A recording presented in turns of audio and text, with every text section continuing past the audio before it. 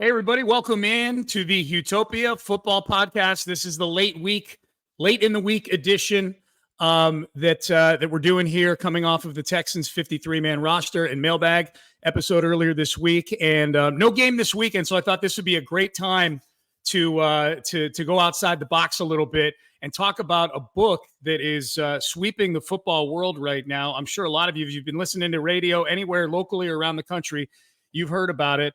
The book is called Out of the Darkness, The Mystery of Aaron Rodgers, and the author is my next guest, four-time New York Times best-selling author, Ian O'Connor. He's been a columnist at ESPN and USA Today and the New York Post, the New York Daily News, all over the place, and he's the author of this book, and he joins me right now on the Utopia Football Podcast. Ian, it's great to have you on. Congrats on all the success with the book. How you doing?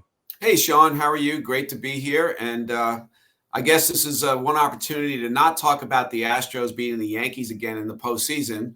We could focus on football and maybe a more positive New York story if the Jets season unfolds the way it's supposed to for a change. Yeah, we'll see. Well, we'll see how it goes in the postseason. The Astros have been kind of getting it together with duct tape and toothpaste this year, and the Yankees have been destroying. So we'll see how that. I hope we see that again. Let's just it'd be fun. It really would be fun. Good theater, no doubt about it. So as far as the book goes, Ian, I'm fascinated just by the genesis of the book, and I want to find out about that because Aaron Rodgers has obviously been a big topic on and off the field for the last several years through COVID and the trade to the Jets, and obviously the Achilles tendon tear last year. You did 250 interviews for this book. So this feels like obviously something that's been a work that's, it's been a long time, I would imagine, that you worked on this thing. When was the genesis of this book, and what was the thought process behind telling the Aaron Rodgers story? Well, for starters, I'm from Englewood, New Jersey. Vince Lombardi coached at my high school, and that was the only head coaching job he ever had, St. Cecilia's High School before the Green Bay Packers. And he lived 8 houses away from where I grew up. So I was always fascinated by the Packer dynasty and the mystique of that franchise. And then Aaron Rodgers got traded into my backyard. I was actually planning on doing a biography of LeBron James. And I pivoted to Aaron because I thought this is a very intriguing marriage between an all-time great at quarterback who only has one ring, now playing for a franchise in New York that hasn't been to a Super Bowl since Neil Armstrong stepped on the moon. So that's a long time. And I've always been intrigued by Rodgers from afar. I found him to be one of the best interviews in the league at the podium, maybe underrated in that regard, very thoughtful, candid. And so I figured this was a good time to take it on because he's probably, or at least was, the most prominent American male athlete who hadn't had a defining biography written about him. So I embraced the challenge. It was a challenge, and I handed in my manuscript in late January, early February, and he had not granted an interview at that point. And I figured this would be another unauthorized biography. I've written others where the subject offered no cooperation whatsoever. And then all of a sudden, 2 weeks later, I got word from the Jets he was willing to see me. So flew out to Malibu, California for a nice sit down with him right on the Pacific Ocean. And he definitely made it a better book. Yeah, getting the subject of the book on the record on a lot of these things. That's really interesting, Ian, that's the chronology of the whole thing, that he came in on the back end of all this. What had obviously he knew about the book coming out because you had talked to his family, not that he talks to his family, but you had talked to his family and a lot of people close to him. What was his motivation for talking to you, do you think?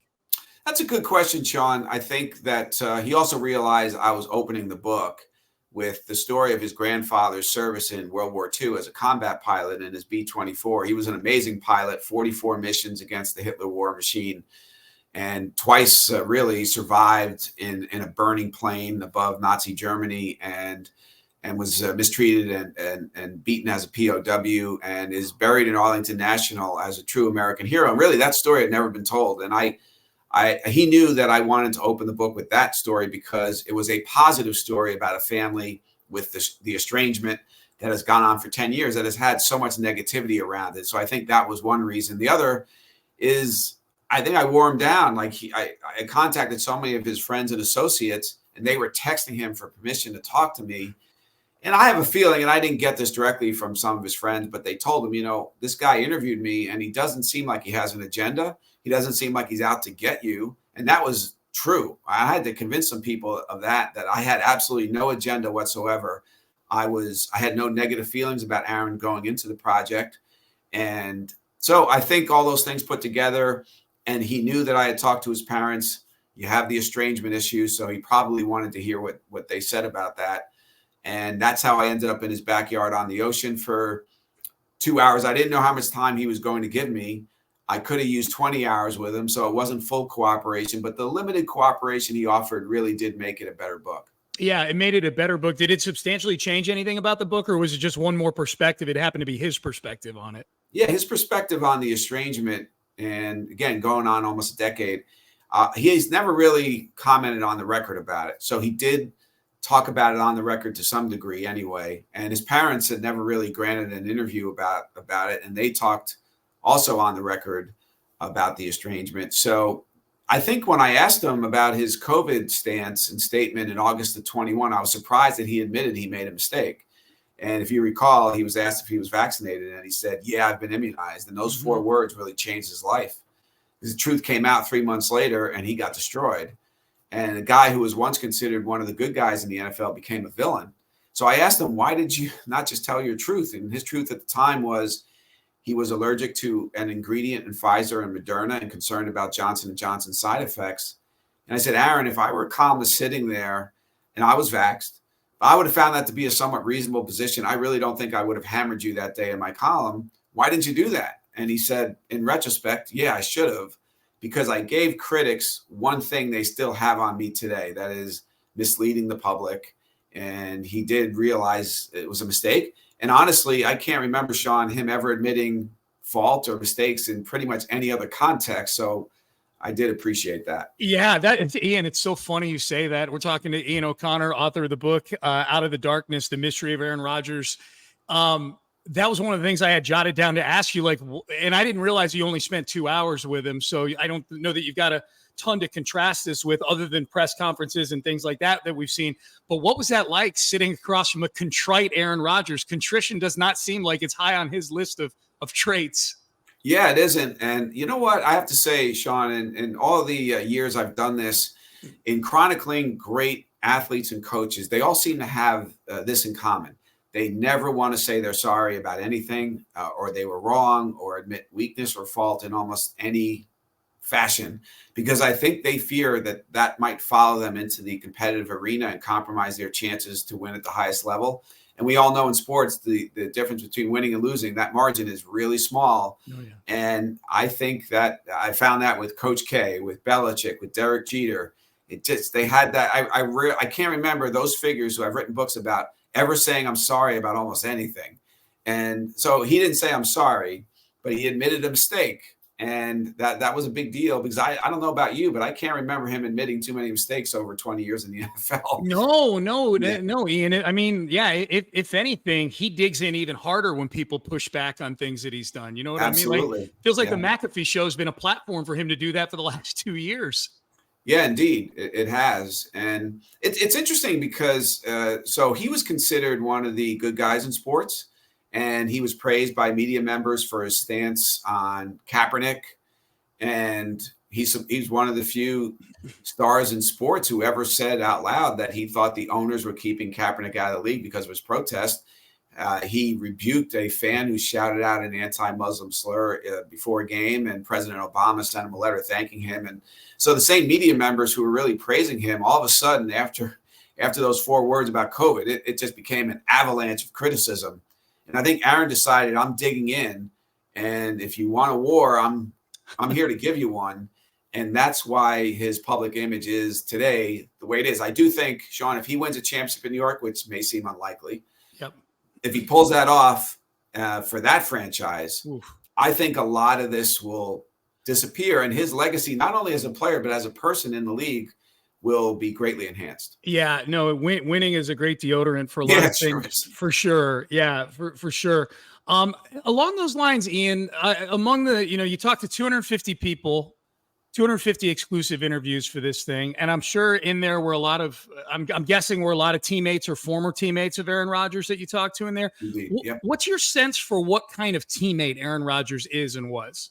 That was surprising too, because I assumed I'd get more negative feedback from teammates. And really, this goes back to his high school days and his junior college days, where it's almost universal. Their respect, their admiration for the guy, respect for him as a teammate and leader was off the charts. And I was surprised by that. And I saw it last summer, particularly with the Jets. He was amazing with his teammates and the things they would say about him. It was like he was a rock star, but they respected him so much as a teammate leader. And a lot of them said, we thought we were getting something else. Fans even said, we thought he was a jerk just based on the coverage of him the last few years. And frankly, there were a couple of coaches who said things on the record about how surprised they were that he was this connector and inclusive leader. And yeah, so I found that in my research on every level, outside of a couple of guys in Green Bay, that he is universally admired as a team. I ran into a longtime NFL official who told me he effectively hated Aaron Rodgers and his stances on things. He said, I don't know him personally, but from a distance, I just don't like the guy. Mm-hmm. But I have to admit, I've never met an NFL player who doesn't like him. Now, I do think that should count for something. Yeah, no question about that. Okay, so the Achilles tear last year, 4 snaps into the season with the New York Jets. I mean, look, when you write these biographies, you're walking back and reliving a lot of things with guys. And I would imagine, Aaron Rodgers has dealt with injuries before, but nothing like the severity of that, along with just the extreme brevity of the season. Can you kind of take us through what that was like to walk that through with him?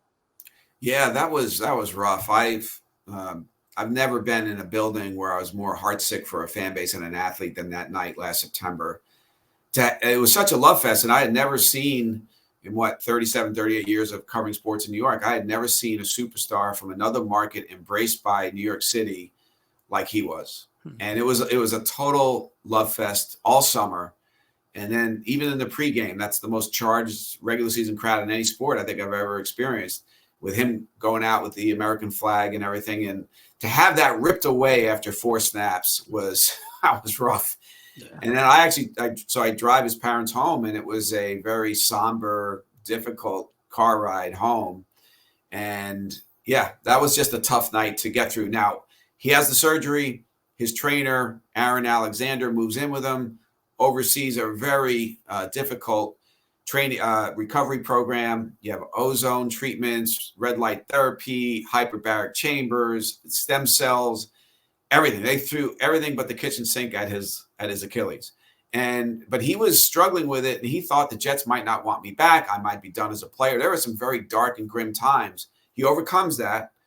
And towards the end of last season, he wanted to play. And he said, if the Jets win at Miami on December 17th, I'm playing Christmas Eve against Washington. The Jets lost, made it a moot point. But this is a real opportunity for him now. I think he's hungrier than ever because he had last season taken away, and he feels like he owes New York something. And I think they're going to have a big year, relatively big year. Mm-hmm. I think they're an 11-16 that makes the playoffs, and the Jets haven't been in the playoffs since 2010. So that would be certainly a pretty good season for them. Yeah, this book really kind of, if I'm not mistaken, and this really peels the layers of the onion back on his recovery and his rehab, and the trainer that you're talking about. A lot of the stuff that's in this book about that part of his life. This is the first we're hearing about a lot of this, correct? That's correct. Yeah, and actually the body coach or trainer that he had, his name had never been published, and He had not granted an interview, as far as I know, before this book. And he was really instrumental in getting Aaron back on the field. Now, he said last year when Aaron was talking about playing, that was not a publicity stunt. Like a lot of people took it that way. He really had Christmas Eve against Washington. He was going to play if the Jets were still alive, and of course they weren't. But when Aaron was talking about playing, Aaron Alexander said, no, we can't do this, because if you tear that again, you're done. We can't go through this again. Let's wait until 2024 and take a real, full, healthy shot at winning a championship. And Aaron wouldn't hear it. He was going to do it, but the Jets, of course, being the Jets, they didn't win enough football games to put him in position to do that. So Yeah, it was a very, very grim process that he endured, but he got out on the other side. Here he is. I think he looks great. His arm looks great Yeah. this summer. Now, his legs are not what they used to be. Obviously, he's lost some athleticism and mobility from his prime. He can still move a little bit, but I think his arm can elevate receivers. I don't think his legs can elevate offensive linemen anymore. So the offensive line has to stay healthy. And if they do, I think the Jets have a fighting chance. Yeah, it's going to be it's one of the most fascinating stories heading into this season. No question about that. And the league agrees. The schedule maker agrees because they're playing a bunch of primetime games at the beginning of this year. Too many, probably, but yeah, probably. As someone who does the post-game show for the Texans, I feel bad for whoever's doing the post-game show for the Jets because they're going to be up very, very late. If they do morning radio like me, there's going to be some short nights of sleep the next day. But it's the price you pay to have a good team in the NFL. A lot of prime time. Yeah, and hey, the Texans are all set at quarterback for the next 15 years. So I think their fan base and everyone else can put up with some late nights when they're on national TV. Hey, Ian, we had all noon Sunday kicks last year till week 18. We'll welcome the primetime games. Absolutely. I promise you that. Hey, last thing before I let you go, do you get the sense from talking to Aaron and talking to his family that there's ever going to be a reconciliation? Yeah, I had a scene in the book where he met his father last year at Lake Tahoe. It was a celebrity golf tournament, and Aaron plays in it every year before training camp. He's a very good golfer. His father knew that, of course, and so Ed Rodgers, his dad, put himself in the crowd, hoping to be seen and hoping for an encounter. And sure enough, on the 9th hole at Lake Tahoe on Saturday, Aaron saw him, and he debated within himself, should I go over there? Should I ignore him? And for some reason, he decided to go over. Now, Ed Rodgers was looking toward the 9th tee box, I believe, and he turns around, and there's Aaron 15 feet away staring at him. And Ed told me I froze because I forgot what it felt like to have my son in my presence looking at me. Wow. Aaron walks up, hugs him, and it had been 9 years. Wow. And they hadn't even spoken in 9 years. And Aaron hugged him. They each said, I love you. And it was only 30 seconds, and Aaron had to go back and finish his round in the tournament. But both of them told me it was a very meaningful moment to them. And Aaron said for the first time publicly that he wants to have a relationship with a family member, this being his father. Mm-hmm. So I do think he wanted to be his dad. When he was growing up in Northern California, his idols football-wise were Joe Montana and Steve Young. Mm-hmm. But he said, my idol really is my dad. That's who I want to be. So I think that's the road to reconciliation for the entire family is Aaron and Ed Rodgers coming together. I hope it happens sooner rather than later. Yeah. I mean, you nailed it. One of the most interesting players, interesting personalities that we've seen in the world of sports, certainly in this century, in the last 20 years plus, is Aaron Rodgers. The book is Out of the Darkness, The Mystery of Aaron Rodgers. 4-time New York Times bestselling author Ian O'Connor is the writer of that book, and he's joining me on the Utopia Football Podcast. Ian, people can get this book everywhere, Amazon and everywhere else you get books, I would assume, right? Yeah, Amazon.com and Barnes & Noble and all bookstores. And yeah, I hope they get a chance to read it and see it as a fair and honest portrait of a human being who's significant, obviously, in American sports. And that's what it was intended to be. Great stuff. Ian O'Connor, appreciate you joining me on the Utopia Football Podcast. Enjoy the season. And the Texans will see the Jets on Halloween night, Thursday Night Football this year. That would be fun. And I want to see C.J. Stroud play again live. And so you're good for 15 years. You don't have to worry about that position. Jets fans, they're not going to get 15 years out of Aaron Rodgers. They need it the next year or two. So we'll see how it plays out. But thanks so much, Sean, for having me. Ian, anytime. Appreciate you. I'm going to cut you loose here and enjoy. And good luck with the book the rest of the way. Thank you. Thanks very much. All right. There it is. Ian O'Connor joining me here on the Utopia Football Podcast. Great conversation. Really enjoyed that. Season getting started a week from Sunday. The Texans in Indianapolis to take on the Colts. A quick reminder, you can subscribe to the podcast, rate and review the podcast. That would be awesome. We appreciate you doing that. And if you want to send in a mailbag question, houmailbag@gmail.com, houmailbag@gmail.com. We do a mailbag every Tuesday, and we'll do one next Tuesday following Labor Day. So with that in mind, we appreciate all of you tuning in and have a great Labor Day weekend. Thanks for listening to the Utopia Football Podcast. Take care.